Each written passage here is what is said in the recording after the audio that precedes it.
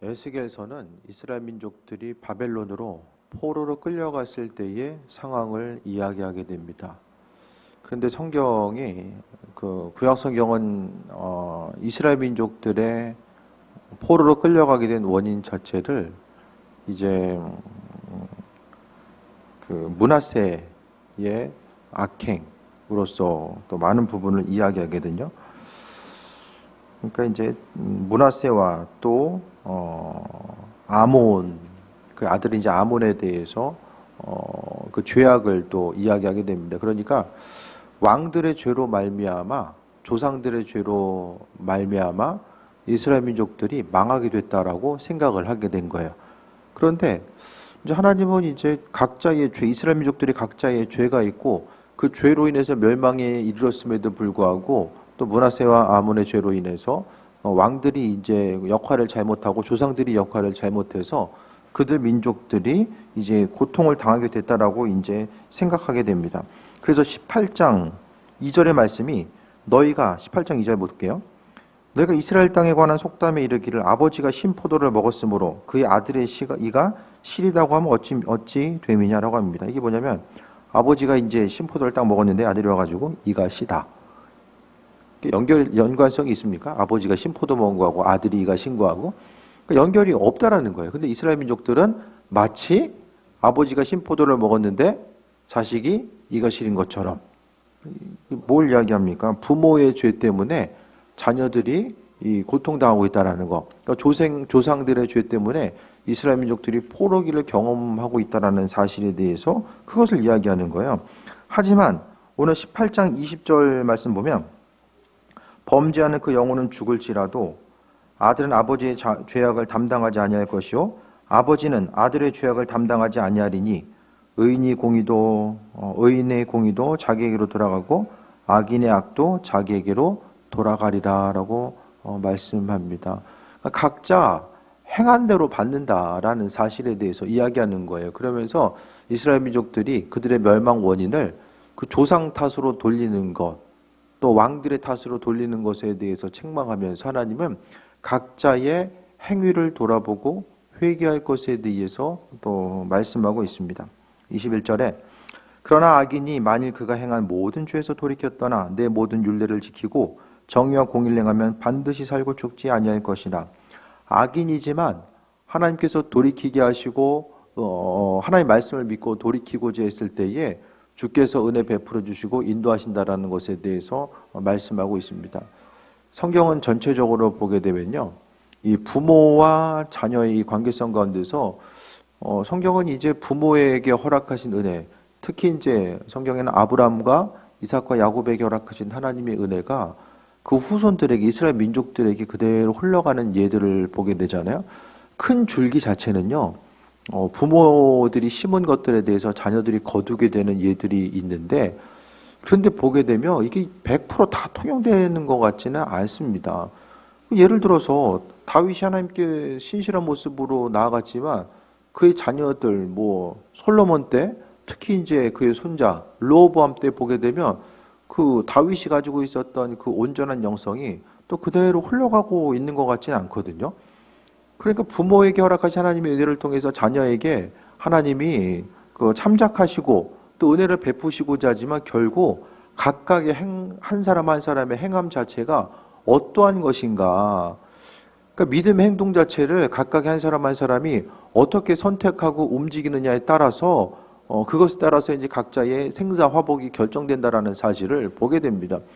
그러니까 부모가 행하는 것들이 많은 역할을 하지만은 그것만 가지고 자녀들에게 부모가 그만큼 이렇게 믿음으로 심고 쌓았기 때문에 그 믿음의 유산이 저절로 그냥 흘러가는 게 아니라는 거예요. 자녀들에게도 마땅히 그와 같은 행함이 있고 또한 그 선택함이 있어줘야 되는데, 그러니까 무엇보다도 이제 믿음의 온전한 유산이 자녀들을 향해서 흘러갈 수 있도록 거기 더 중심을 두어야만 합니다. 그래서 정의와 공의를 행하면 죄인이 돌이키면 반드시 살고 죽지 아니할 것이다 라고 말씀합니다. 그러니까 성경은 각각의 이게 이제 행함에 대해서 아주 중요하게 여깁니다. 믿음 자체는 반드시 행함을 통해서 증명이 돼야 돼요.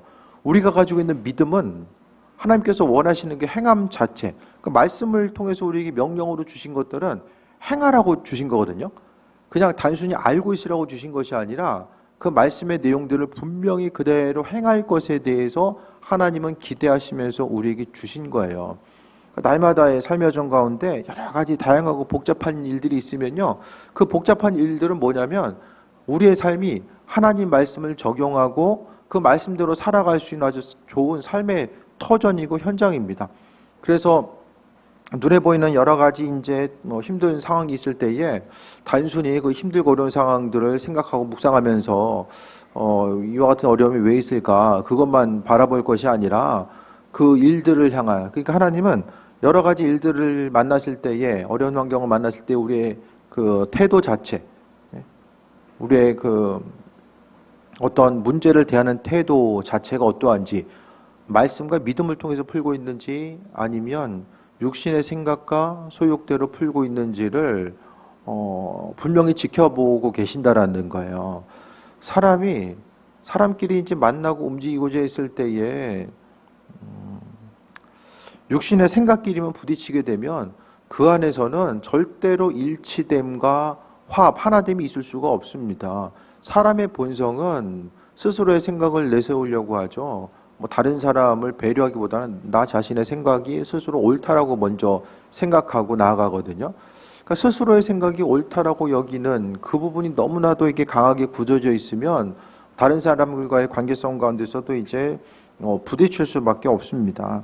그것이 아니라 어쨌든 하나님의 말씀을 통해서 우리의 삶의 행동을 어떤 것을 하고 하지 말아야 될지에 대해서 분별하고 그 말씀대로 살고자 하는 것. 그래서 악인들이 모든 윤례를 지키고 정의와 공의를 행하는 것, 지키고 행하는 것, 지키고 행해야지만이 죽지 아니하는다.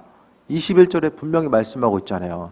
지키고 행해야지만이, 반대로 지키고 행하지 않으면 죽을 수밖에 없다라는 것에 대해서 말씀하고 있습니다. 하나님은 우리의 삶의 모습 가운데 한 가지 그 온전한 행함이 있는가, 말씀으로서 온전히 귀하게 우리가 받아들이고 있는가에 대해서 항상 말씀을 대한 우리의 태도에 대해서 하나님 아주 주의 깊게 보고 계십니다. 그러니까 말씀에 대해서 우리가 말씀을 온전하게 대하는 것은 그 말씀을 행하고 나아가는 거죠.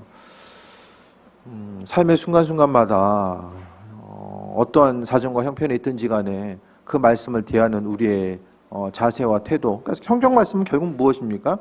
관계를 어떻게 풀고 나아갈 것인지에 대해서 그거를 말씀하고 있어요. 그래서 결국 정의와 공의라는 것은 하나님의 사랑, 하나님의 뜻과 인도하심이죠. 그러니까 말씀대로 살아간다라는 것 자체가 육신적인 성향과 성품은 쉽지 않지만 주께서는 반드시 그와 같은 일들을 이루신다라는 것. 그러니까 우리 안에 하나님의 말씀이 있을 때에 하나님 결국에 승리하게 하신다라는 것을 이야기하는 거예요.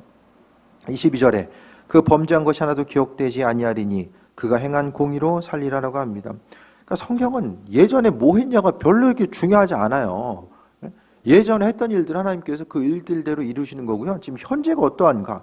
하나님께서는 범죄한 이가 돌이키고자 했을 때 그 이전에 범죄한 것들에 대해서 기억하지 아니하시겠다라고 하나님이 말씀하셨어요. 주께서 이전 것들을 다 기억하시고 그것에 대해서 조목조목 우리의 삶의 여정 가운데 들이대시면 우리가 주님 앞에서 아무것도 할 수가 없습니다. 오로지 죄인된 자로서 그냥 앞에서 떠는 것 외에는 할 수 있는 바가 없습니다. 하지만 하나님께서 우리로 하여금 죄에 대해서 그 죄의 길에서 돌이키고자 하고 하나님의 말씀을 마음속에 받고 그걸 지키고자 하는 이들에게 은혜도 하시고 이전 것들을 기억하지 아니하시겠다라고 하는 그 사랑과 은혜와 약속의 말씀을 기억해야만 합니다. 23절 보면 주 여호와의 말씀이니라. 지금 에스겔 선지자는 자신에게 하나님이 말씀하셨다라는 사실을 계속해서 이야기하고 있어요. 주님의 말씀이다. 내가 하고 싶은 말 하는 것이 아니라 하나님이 그분의 말씀을 내 입술에 두어서 지금 전하고 있다는 사실을 강조하고 있습니다. 내가 어찌 악인이 죽는 것을 조금인들 기뻐하랴. 그가 돌이켜 그 길에서 떠나 사는 것을 어찌 기뻐하지 아니하겠느냐. 하나님은 악인이 돌이키는 것 자체를 기뻐하신다라고 분명하게 말씀하고 있어요. 한 사람이 죄 짓고 죽는 거, 또 영원한 사망과 심판 앞에 거하는 것에 대해서 하나님 원하시지 않는다라는 거예요. 이 땅에서의 삶을 살아감에 있어서 항상 보여지는 것, 보이는 것이 전부인 줄 알고 우리가 살아가는데 하나님 나라의 관점 가운데 봤을 때 하나님은 천국의 삶이 소중하고 또 그곳의 삶이 이제 가치 있다라는 사실 우리에게 계속해서 말씀을 통해 비춰주시는데 하나님은 악인이 죄 지은다라고 할지라도 그 악인이 죄 때문에 망하는 거 원치 아니하시고 한 사람이라도 돌이키길 원하는 것. 하나님이 이스라엘 민족들을 향해서도 마찬가지로 말씀하고 있죠. 이스라엘 민족들이 죄가 죄인 줄 깨달아 알고 그들의 삶을 돌이키기를 원하시는 하나님 아버지의 마음이 그 안에 있다는 사실에 대해서 이야기하고 있습니다. 악인이 돌이켰을 때 하나님께서 살려주신다라는 것을 말씀하고 있고요. 24절부터는 의인이 나옵니다. 만일 의인이 돌이켜 공의에서 떠나 범죄하고 악인이 행하는 모든 가증한 일대로 행하면 살겠느냐? 그가 행한 공의로운 일을 하나도 기억함이 되지 아니하리니 그가 범한 허물과 그 죄은 죄로 죽으리라 라고 말씀합니다. 예전에 죄를 얼마나 지었는가 그게 중요한 게 아니고요. 또 예전에 주를 위해서 얼마나 헌신된 삶을 살았느냐 그것보다도 지금 현실의 삶의 모습이 어떠한가가 아주 중요하다라는 거예요. 이전에 뭐 아무리 정말 산을 옮길 만한 믿음이 있었다고 할지라도 지금 현재 내 자신이 주님 앞에 나아감에 있어서의 믿음이 흔들리고 온전치 못한 방향으로 나아가고 있으면 그로 인하여서 무슨 유익이 있겠는가라고 분명하게 말씀하고 있습니다. 오히려 현실의 삶의 여정 가운데서 하나님께서는 공의로운 일을 하나도 지난날에 행했던 공의로운 일까지도 또 하나님께서는 기억하지 않는다라고 말씀하고 있습니다. 이게 바로 두 마음을 품은 것이고 마음과 생각이 중간에 바뀐 거예요. 그러니까 마음이 바뀌었을 때에 이스라엘 민족들도 하나님을 바라보다가 우상 숭배한 것도 마음이 바뀐 거거든요. 그러니까 항상 한 자리에서 또 주님을 바라보고 꾸준하게 그분의 인도하심과 예비하심을 바라보는 삶을 또 중요하게 오늘 말씀하고 있습니다. 그가 범한 허물과 그 지은 죄로 죽으리라라고 합니다. 그러니까 성경은 부모의 예를 들어서 다윗의 허락하신 하나님의 약속 때문에 솔로몬이 범죄했을 때에 아버지 다윗을 생각해서 솔로몬 때에는 나라가 갈라지지 않았어요. 그 은혜를 베푸신 점이 분명하게 있지만 그래도 하나님께서는 이전 것에 대해서 기억하지 않으시겠다라고 또 말씀하고 있습니다.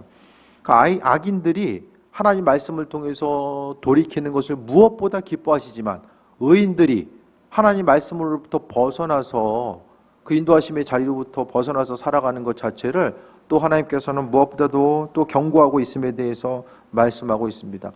믿음 생활은요 항상 하나님의 도우심과 인도하심이 아니면 아무것도 할 수 없다라는 사실에 대해서 고백하면서 또 살아가는 것이 무엇보다 중요합니다.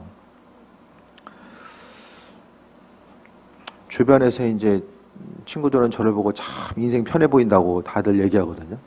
참 인생 편해 보인다. 오늘도 그 소리 들었어요. 인생 편해 보인다. 편한 인생이 어디 있어요, 세상에. 편해 보이는 거죠. 그렇죠? 그렇지 않습니까? 네? 편해 보이는 거지 편한 인생이 어디 있어요, 항상. 네? 그러니까 주님 앞에 우리는 정말 날마다 주님 앞에 긴장하면서 살 수밖에 없는 거예요. 단순히 뭐 어떤 일이 있으면 있는 대로 하나님께서 또 긴장감을 불어넣게 하셔서 기도하게 하시고 눈에 보이는 것이 다 평안하면은 그럴 때 없으세요? 조용하게 이상할 때 없으세요? 오히려 이거 너무 평안한데? 그럴 때 없으세요? 평안해도 우리는 평안한 게 아니고 일이 있어도 그렇게 뭐 큰일이 있는 게 아니에요, 우리에게는. 그러니까 삶 속에서요 여러 가지 일을 만났을 때에 그 안에서 계속해서 그냥 그 링이라고 하면 인생을 링이라고 한다면 그 세상을 사는 그 링이라는 그 무대 가운데서 서로 부딪히고 그냥 내 눈높이에서만 서로 바라보다 보면 문제가 해결이 안 되고요. 또 인간적인 생각만 앞서게 됩니다. 축구 경기도 가장 잘 보이는 데가 한 3층 정도 올라가면 이제 잘 보인다라는 거예요. 조금 좀 높이 올라가서 우리의 삶을 좀 객관적으로 돌아보고 살아가는 거죠. 그러니까 하나님이 우리의 삶을 지키시고 인도하시고 함께 하신다는 것에 대해서 소망감 가지고 있으면 이 세상 가운데 묻혀서 세상에 중심 두고 살다가 두 마음 품고 넘어지는 것이 아니라 정말 하나님 아버지의 마음을 가지고 하루하루 살아가는 것. 그래서 그 마음을 갖게 되면 일이 잘 되면 잘 되는 대로 감사하고 안 되면 안 되는 대로 주님 더 의지하면서 살아갈 수 있는 것. 그래서 삶을 통해서요, 기도 제목이 있다는 것 자체가 정말 큰 은혜이고 축복입니다. 정말 큰 은혜이고 축복이에요. 정말 주님의 도우심과 인도하심. 우리는요, 이 기도의 습관이 들여서 참 기도하면 좋지만 그게 정말 쉽지 않아요. 그러니까 하나님은 우리로 하여금 이 기도를 할 수밖에 없는 상황들을 계속해서 만들어 주셔서 은혜 가운데 기도할 수밖에 없는 그런 환경들을 통해서 우리로 하여금 주님 원하시는 그 길로 이끄시고 예배하시는 경우들을 또 많이 보게 됩니다. 사람이 죄 때문에 어려움 당하는데 또 하지만 25절에 보면 그런데 너희는 이르기를 주의 길이 공평하지 아니하다 하는도다. 이스라엘 족속들아 들을지어다 내 길이 어찌 공평하지 아니하냐 너희 길이 공평하지 아니한 것이 아니냐라고 합니다. 또 이제 반복해서 좀 이야기하고 있어요. 이스라엘 민족들의 생각은 우리가 망한 건 공평하지 않아요. 그들이 생각했을 때 망하면 안 돼. 하나님이 선택한 민족들이 망하면 안 되는데 조상들이 잘못해가지고 우리가 망했어요. 그러니까 억울한 거야. 이거 뭐 내가 잘못한 것도 아닌데 왜 우리가 망했을까라고 생각하는데 그것이 아니라 그들의 죄로 인해서 멸망당했음에도 불구하고 하나님은 공평하지 않다. 이게 에스겔서에 나온 게 그 당시에 이스라엘 민족들이 가졌었던 생각인 거예요. 하나님은 공평하지 못하다라는 생각을 계속해서 가지고 있었던 거죠. 하지만 하나님은 공평하신 분임을 분명히 말씀하고 있어요. 26절에 만일 의인이 공의를 떠나 죄악을 행하고 그로 말미암아 죽으면 행한 죄악으로 말미암아 죽을 것이요. 지금 동일한 얘기 계속하고 있거든요. 하나님은 원칙을 가지고 행함 자체가 돌이키고자 한 이들에게 있어서 하나님께 은혜 베풀어 주시고 함께 하시는데 그 돌이킴과는 상관없는 이들에게 있어서는 여러 가지 환난과 핍박의 때가 올 수밖에 없음에 대해서 말씀하고 있습니다. 그래서 29절에 또 보면 그런데 이스라엘 족속은 이르기를 하나님은 공평하신데 주의 길이 공평하지 아니하다 하는도다. 이스라엘 족속아 나의 길이 어찌 공평하지 아니하냐. 어찌 공평하지 아니하냐. 하나님이 계속해서 에스겔 선지자를 통해서 말씀하고 있어요. 하나님은 공평하시대요. 공평하신 분. 어떻게 공평하십니까? 행한 대로. 이전 것에 대해서 기억하고 예전 일들을 기억하면서 그냥 다 가져오는 것이 아니라 하나님은 하나님의 방법대로 그분의 사랑과 그분의 은혜와 그 인도하심 따라서 살아가야 됨에 대해서 말씀하고 있어요. 하나님께서 예배하신 것들로 인해서 우리가 살아가야 되고 공평하신 하나님은 행함대로 공의와 정의를 행하는 그대로 하나님께서는 존귀하게 여기시고 용서하시고 죄를 지었을 때도 하나님께서 기억하지 아니하시고 은혜로 함께 하시는 분임을 말씀하고 있는데 많은 이들이 죄를 짓고 나서도 그 죄 때문에 넘어졌음에도 불구하고 하나님이 공평하지 아니하기 때문에 그들이 어려움을 당하고 있다라는 생각을 하고 있다라는 것에 대해서 또 말씀하고 있습니다. 30절 봅니다. 주 여호와의 말씀이니라 이스라엘 족속아 내가 너희 각 사람이 행한 대로 심판할지라 너희는 돌이켜 회개하고 모든 죄에서 떠날지어다 그리한즉 그것이 너희의 죄악의 걸림돌이 되지 아니하리라라고 합니다. 회개하라고 이야기합니다. 하나님은 다른 사람 탓할 것도 없고요.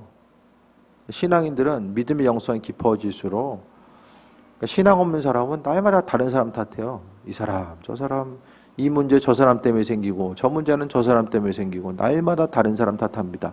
하지만 성경은요 어느 한 곳에서도 다른 사람 탓하는 내용이 나오지 않아요. 너 자신 스스로를 돌아보는 거예요. 스스로. 그러니까 사람이 자기 자신의 육신의 허물은 잘 못 봐요. 보기가 힘듭니다. 교만한 사람은 교만한 거 절대로 모릅니다. 그거 아는 사람은 교만한 사람이 아니에요. 교만한 사람은 절대 교만하다는 것에 대해서 모르기 때문에 다른 사람이 교만하다고 이야기하면 기분 나쁜 거죠. 나는 교만한 사람이 아닌데 네가 더 교만하구나. 이렇게 받아들일 수밖에 없어요. 그래서 우리는 죄로부터 회개하고 돌이키는 거. 결국 주님 보시기에 죄는 무엇입니까? 하나님 외에 다른 곳에 계속해서 마음의 중심 두고 살아가는 것. 주일날도 좀 말씀드리겠지만 사람이 이제 돈 때문에 계속해서 돈이 사람의 육신을 지배하고 정신을 지배하고 사람의 시간을 지배하고, 그러니까 계속해서 나도 모르는 사이에 환경 가운데 주인 대신 주님보다는 계속해서 재물에 지배당하고. 그러니까 어떻습니까? 하나님 생각을 많이 하십니까? 아니면 돈과 연결된 생각을 더 많이 하십니까? 그게 중요한 문제거든요. 그러니까 재물의 축복도 이 세상에서의 어떤 축복을 누리기 위해서는 삶에 있어서의 우선순위와 또 재물에 대한 그 분명한 그런 그 인식들이 선행되어야만 합니다.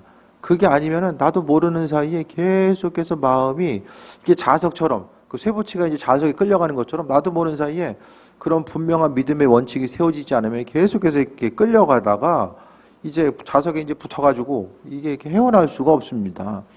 그래서 우리가 스스로를 돌이켜서 사람이 회개할 것, 이 관계 문제, 또 재물의 마음에 중심을 두는 것, 또 사명과는 상관없이 살아가는 것, 뭐 여러 가지 것들이 있을 수 있잖아요. 근데 그 중심 한 가지를 우리가 생각할 때마다 돌이키려는 거예요. 회개하는 거, 회개. 하나님께 간구하는 기도도 중요하지만 하루를 마무리함에 있어서 그 잠자기 전에 그것도 중요한 것 같아요. 오늘 하루 하나님 마음에 합하지 않은 것들을 행했던 거, 말했던 거, 생각했던 것들을 한번 돌아보고 회개하는 거죠. 회개가 날마다 회개가 왜 중요하냐면 그날 회개하지 않으면 잊어버리잖아요. 잊어버리고 그냥 죄 짓고 잊어버리고 그냥 지나가면은 또 쌓이는 거예요. 그게 아니라 오늘 본문 가운데서도 회개하고 모든 죄에서 떠나라.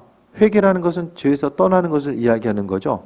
회개했다는 것은 동일한 죄를 짓지 않으려고, 또 지을 수도 있겠지만은 동일한 죄를 짓지 않으려고 좀 의식적으로 노력을 해야 되는 거예요. 의식적으로. 31절에 너희는 너희가 범한 모든 죄악을 버리고 마음과 영을 새롭게 할지어다. 이스라엘 족속아, 너희가 어찌하여 죽고자 하느냐? 마음과 영을 새롭게 하라 라고 합니다. 마음과 영을 새롭게 하는 것. 죄로부터 멀어지는 거죠. 하나님께서 우리에게 원하시는 것, 죄로부터 멀어지는 삶을 살기 위해서는요, 무엇보다도 하나님께 물어보는 것, 그 순간을 하나님께 한번 내려놓고 물어보는 것이 중요할 것 같아요. 우리의 마음과 생각은 어떤 것을 어떻게 결정해야 될지 모를 때도 있고요. 순간순간 방향성을 어떻게 잡아야 될지를 모를 때가 있잖아요. 그러니까 그때마다 하나님께 내 주권과 선택을 한번 하나님께 그 선택권을 하나님께 내어드리고요. 계속해서 물어보는 것.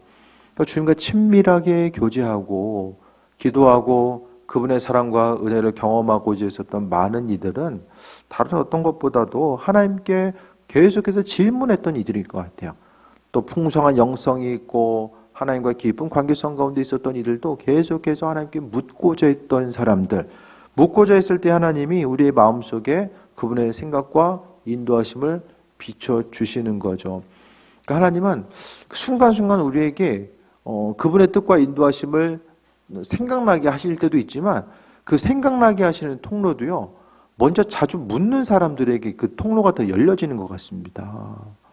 묻지 않고 관심이 없는 이들은 하나님께서 마음에 감동 주셔도 그게 하나님 주신 건지를 잘 모르고요. 사람이 계속해서 모르고 반응하지 않으면은 하나님께서도 이제 더 이상 우리에게 그분의 뜻을 비춰주시지 않는 거죠.